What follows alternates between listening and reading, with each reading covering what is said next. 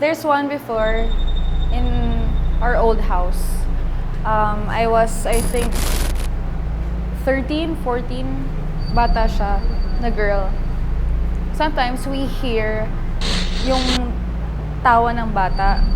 Lahat kami ng sisters ko pare-pares yung kwento kasi we see the same ghosts. So yun yung bata, lagi namin nakikita sa CR palagi siya. As in, lagi siya nasa CR. Tapos parang palagi siya nakikipaglaro kasi like pag naliligo ka, namamatay yung ilaw. So parang dude, sumubukas ulit. Tapos may time, nung patapos na akong maligo, syempre, when you go out of the bathroom, you turn off the lights.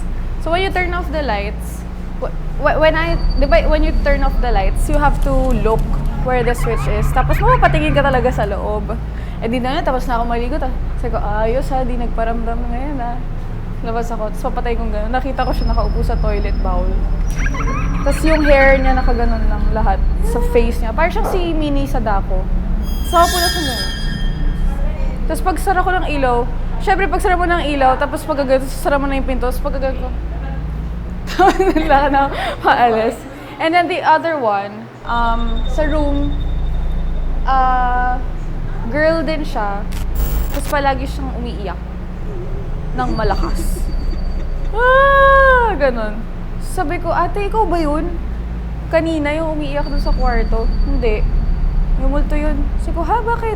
Paano malaman na multo yun? Nakita ko kasi siya once nakatalikod umiiyak. Akala ko nga ikaw eh. Eh, same room kami na ate ko. So parang ako, okay. So, kinakausap ko sila pagka kunwari may nawawalang gamit, yung bata. Lagi ako nawawala ng gamit. Like kunwari, hand wraps ko nawawala.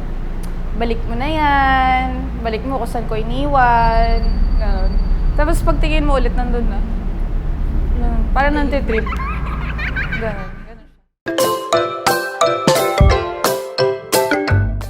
Uy! Ganon. I used to play the piano.